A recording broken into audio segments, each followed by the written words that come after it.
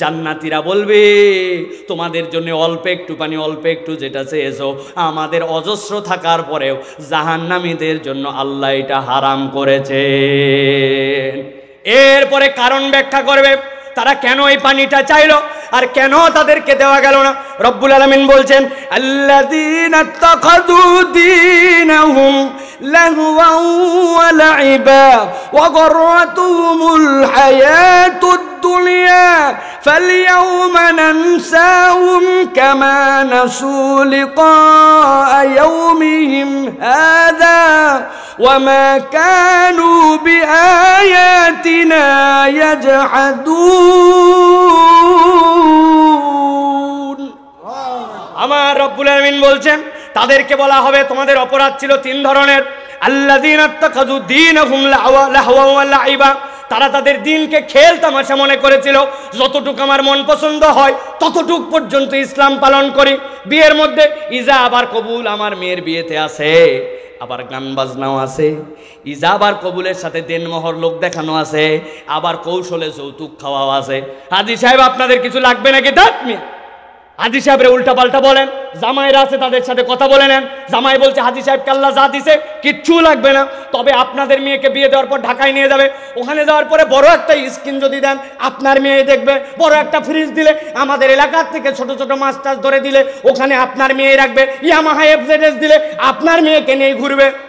ওরা বলছে বুঝে ফেলছে আপনাদের আসলে কোনো চাহিদাই না, আছে না?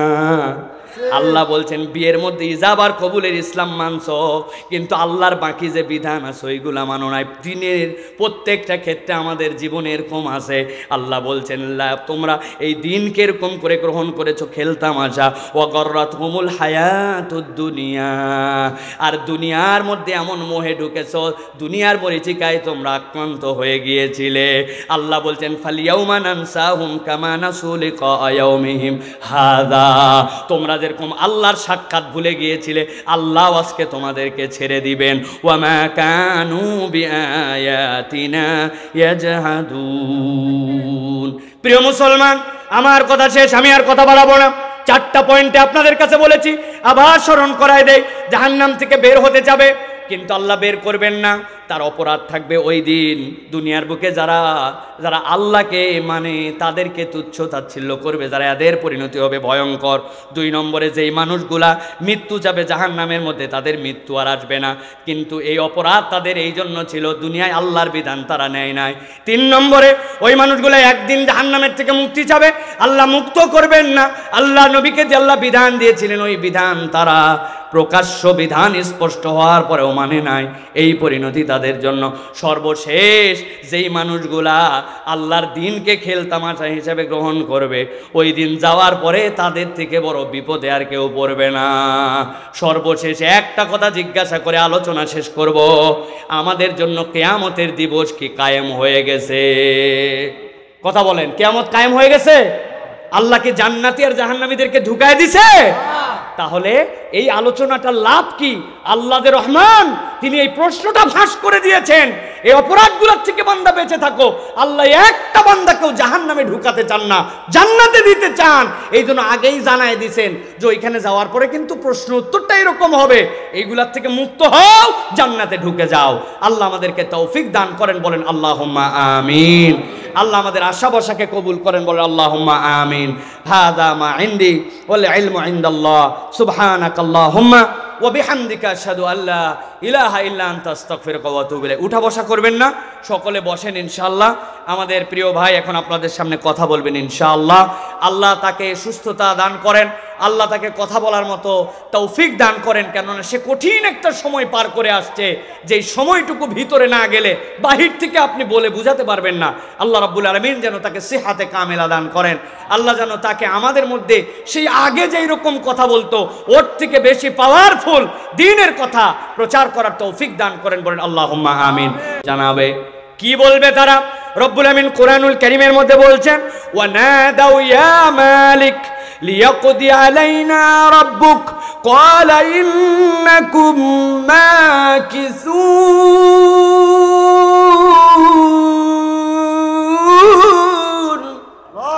আমার আল্লাহ রাব্বুল আমিন বলছেন, ওই লোকগুলা জাহান্নামের যে ফেরেশতা, ওই ফেরেশতার নাম মালিক।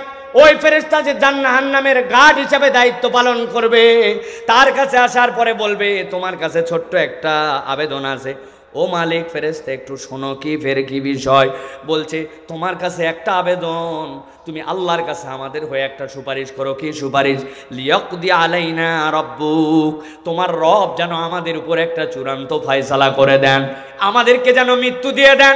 আমরা আর এখানে থাকতে চাই না, আমাদের যা সাজা হয়েছে এই সাজাটা আমাদের জন্য কঠিন হয়ে গেছে, সুপারিশ একটুখানি আল্লাহর কাছে করো, আমাদের জন্য যেন জীবনকে সংহার করে দেওয়া হয়, জীবনটা যেন আমাদের জন্য শেষ করে দেওয়া হয়।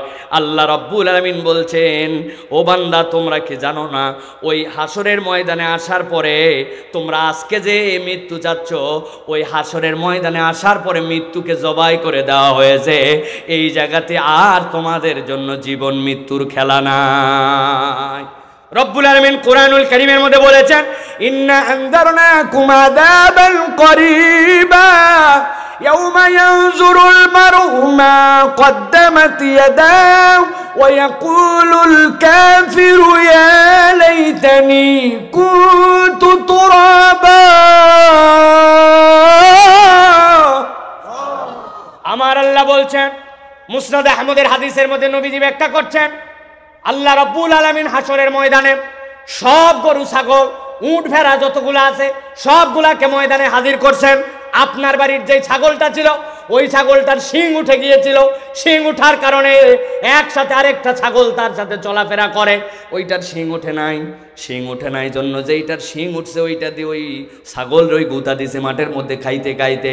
নবীজি বলছেন, আল্লাহ রব্বুল আলামিন সব প্রাণীগুলাকে দাঁড় করাবেন, দাঁড় করানোর পরে রব্বুল আলামিন ওইটার বিচার করবেন।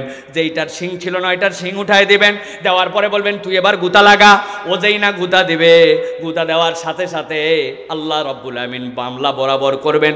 বরাবর করার পরে রব্বুল আলামিন নির্দেশ দিবেন, এখন সবগুলা মাটি হয়ে যাও, সবগুলা মাটি হয়ে যাবে। এই দৃশ্য দেখার পরে ওই কাফের মুশরিকের দল যারা জাহান্নামের মধ্যে আজকে কঠিন পরিস্থিতির মধ্যে, ওরা আল্লাহর কাছে বলতে শুরু করবে, ইয়া লাইতানি কুনতু তুরাবা, এই রব, আজকে যদি আমরা মাটি হয়ে যেতাম। রব্বুল আলামিন বলছেন, তারা রব্বুল আলামিনের কাছে এই আবেদন দিবে। যেই না এই আবেদন দিবে, আল্লাহ তাদেরকে ফেরেশতাদের দ্বারা জানাবেন, আজকে যে তোমরা এখানে মৃত্যু চাও, এই জায়গায় তো কোনো জীবন নাই, মৃত্যু নাই, কিন্তু এই পরিণতিটা তোমাদের কেন হলো? আল্লাহ কোরআনুল কারীমের মধ্যে বলছেন, লাকাদ জিনাকুম বিল হাক্কি ওয়ালাকিন্না আকসারাকুম লিল হাক্কি কারিহুন। এই দুনিয়ার মানুষ, তোমাদের কাছে তো রব্বুল আলামিনের পক্ষ থেকে একটা হক এসেছিল, আল্লাহর পক্ষ থেকে তোমাদের কাছে রব্বুল আলামিনের যে দ্বীন এসেছিল, ইসলাম এসেছিল, কিন্তু দুনিয়ায় থাকতে বড় বেশি পণ্ডিতি করেছিলে। ওই পণ্ডিতি করে তোমরা আল্লাহর ওই সত্যকে অপছন্দ করেছিলে। ওই দুনিয়ার বুকে সত্যকে অপছন্দ করার কারণে আজকে জাহান্নামে এসেছো। আবার জাহান্নামে আসার পরে মৃত্যু চাও, জাহান্নামের মধ্যে কোনো মৃত্যু নাই। তোমাদের যে শাস্তি দেওয়া হয়েছে, এই শাস্তি তোমরা ভোগ করতেই থাকো। আমাদের সমাজে এরকম লোক আছে কিনা, হক জানার পরেও এই হককে পছন্দ করে না, কোরআনের বিধান ভালো লাগে না, আল্লাহ রসুলের পক্ষে চলতে বলার পরেও বারবার কেবল অপেক্ষার প্রহর গুনায়, এইরকম মানুষ আমাদের সমাজে আছে কিনা? মেহেরবানি করে আছে বলা বাদ দিবেন। এই কনসেপ্ট থেকে আমি বের হয়ে আসছি। আছে নাই বলেন, আমরা আছে বললে শুনতে ভাল লাগে। হ্যাঁ, আমার অমুক বন্ধু আছে, অমুক লোকটা আছে, নিজেকে ওই জায়গায় খুঁজে পাওয়া যায় না, আছে বাদ, এরকম লোক তো আমরাই, ঠিক কিনা? ওনারে বলছে, এই মিয়া, সুদের কারবার ছানেন। এই কক্সবাজার অঞ্চলে সুদ এক ভয়াবহ, দাদনের ব্যবসা। এক সিজনে মাছ ধরা আছে, এক সিজনে নাই, এক সিজনে লবণের আবাদ আছে, এক সিজনে নাই, এখানে দাদনের ব্যবসা চলে। ওনারা বলছে, সুদ আল্লাহ হারাম করছেন, মুরব্বী আপনি নামাজ কালাম পড়েন, তাও সুদ খান কেন? ও উল্টা বলছে, বেটা, এটা কি 1450 বছরের আগের দুনিয়া? This is modern world. Import business, export business, ঋণ নিতে গেলে সব জায়গায় এখন সুদ লাগে, সুদ ছাড়া চলা যায় না, বলে না ভাই? বেটা, তুমি ইম্পোর্ট এক্সপোর্টের যে কারবার দেখাও, ওটা ব্যাংক পর্যন্ত গেছে, কিন্তু তুমি ব্যক্তিগতভাবে যে দাদনের কারবার করো, ব্যক্তিগতভাবে যে সুদে টাকা লাগাও, এখান থেকে তোমার বেঁচে থাকতে সমস্যা কোথায়, ঠিক কিনা? এক লোকের কাছে আমি কত জায়গায় গল্প শোনাই, যাই বলছি চাচা 1,000 টাকা দেন, বলছে হাতে টাকা নাই। বলছে দেন চাচা 1,000 টাকা দেন বাবা, বলছে বললাম হাতে টাকা নাই। খানিকক্ষণ পরে বলছে আপনি ভুল বুঝছেন আমাকে, মনে করছেন এমনি এমনি 1,000 টাকা নিব। আজকে কি বার? বৃহস্পতিবার। আজকে বৃহস্পতিবার 1,000 টাকা দিবেন, আল্লাহ বাঁচায় রাখলে আগামী রবিবার দিন 1250 টাকা ব্যাক করব। বলছে বেকুব কোথাকার, মানুষের হাতে টাকা থাকে নাকি? ঘরে চল। ঘরে নিয়ে গেছে, ঘরে যাওয়ার পরে বলতেছে 1,000 টাকা বের করে দিয়ে লাগলে আরো বল, তোর চাষিও কিন্তু এই ব্যবসা করে। তবে যাক, ছোট দিনের বেলা আমি কিন্তু মাগরিবের নামাজে মসজিদে ধরবো, আসরের নামাজ পড়ে আসি সুদে টাকা লাগায়া মাগরিবের নামাজ মসজিদে ধরতে চায়। এরকম নামধারী দাড়ি টুপিওয়ালা কতকগুলা মুসলমান কিন্তু মুনাফিক আমাদের সমাজে আছে কি নাই? আল্লাহ রাব্বুল আলামিন বলছেন, আমার কথা নয়, ওয়ালাকিন্না আকসারাকুম লিল হাক্কি কারিহুন, অধিকাংশই তোমরা হক যেটা সত্য যেটা এটা অপছন্দ করেছিলে, মনে করেছিলে এছাড়া ব্যবসা চলে না, ঠিক কি না? শুধুমাত্র মিথ্যা বলো না। ও বলছে মিথ্যা ছাড়া আবার ব্যবসা করা যায় নাকি? আপনার মতো চেনা লোক বলে বনির সময় কেনা দামে মাল দিলাম, 11টার সময় আপনাকে বানাইছে বনির কাস্টমার, কেনা দাম বলে 400 টাকা বেশি নিছে। ধোকাবাজের ধোকাবাজ, হালাল মাল হালাল সব, মিথ্যা ছাড়তে পারে না, ঠিক কিনা? আছে কিনা? কত বড় দাড়িওয়ালা! আহা, মসজিদ থেকে আসরের নামাজ পড়ে যে ডানে বসছে গিবত কমিটির সেক্রেটারি, বামে বসছে সভাপতি, মধ্যে বসছে ক্যাশিয়ার। এরপরে আলোচনা হচ্ছে গিবত। আসলে ইমাম সাহেবের এই সমস্যা, হুজুরের এই সমস্যা, এই শুনতে শুনতে মধ্যে যেই লোক বসে আছে অনেকক্ষণ বলছে যে ভাই সহ্য তো আর করা যায় না, আসলে গিবত করা উচিত নয়, তবে না বলেও পারি না, আল্লাহ মাফ করুক, বলতেই হয়। বুঝছেন আপনি কি টেকনিকে আল্লাহকে পর্যন্ত ধোকা দিতে চায়? আমি যে কত হাজার বার এই কথা বলেছি, না বলে পারি না, বলা উচিত না, আল্লাহ মাফ করুক, আসলেও লোকটা খারাপ। এইরকম ভাবে মরা ভাইয়ের গোস্ত খায়। আল্লাহ বলছেন, এই ওয়ালাকিন্না আকসারাকুম লিল হাক্কি কারিহুন, তুমি না জানতে গিবত করা যাবে না? কিন্তু আমাদের যেরকম বাদাম লবণ ছাড়া ভালো লাগে না, মুসলমানের গিবত ছাড়া 3 জন বসলে সময় পার হয় না, ঠিক কি না? প্রিয় মুসলমান, প্রিয় ভাইয়েরা, এটা তো আমার কথা নয়, এটা আল্লাহ রাব্বুল আলামিনের কথা। আল্লাহ বলছেন ওইখানে যাওয়ার পরে তোমার পরিণতি এমন হবে যে ওইখানে তুমি জাহান্নাম থেকে ওই দিন বলবে, আল্লাহ আমাকে জাহান্নামে মৃত্যু দাও। তোমার তোর মৃত্যু নাই, তোমার অপরাধ ছিল দুনিয়াতে তুমি সত্যকে অপছন্দ করেছো। এই সত্য মানে কোরআন, এই সত্য মানে ইসলাম, এই সত্য মানে আল্লাহর বিধান, ঠিক কি না? সব কথার সাথে ঠিক বললেও একটা কথায় আপনারা আমার সাথে একমত হবেন না। বলবো যদি সাহস দেন তাহলে বলি।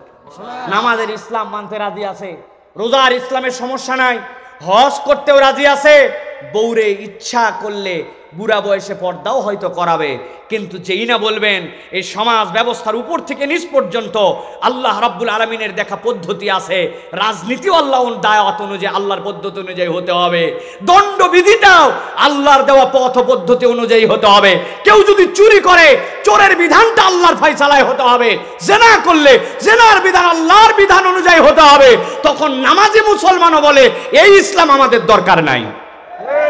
আছে কি না? সাবধান হয়ে যান, ইমান মজবুত করেন। বহু জায়গায় বলছি আল্লাহর বিধান কবে কায়েম হবে হবে না, এটা আমার হেডেক না, আমরা চাই, কিন্তু এটা কবে হবে না হবে সেটা জানি না। কিন্তু আপনি যদি আল্লাহর কোনো বিধানকে অপছন্দ করেন আপনার ঈমান চলে যাবে। এই জন্য আপনার নামাজের ইসলাম, রোজার ইসলাম, হজের ইসলাম, জিহাদের ইসলাম, যাকাতের ইসলাম, দণ্ডবিধির ইসলাম, আল্লাহর আইনের ইসলাম সবগুলা মাথায় ঢুকলেও মানতে হবে, না ঢুকলেও স্বীকার করতে হবে, তবেই আপনার ঈমান, নচেত আপনার ঈমান হয় নাই, ঠিক কি না?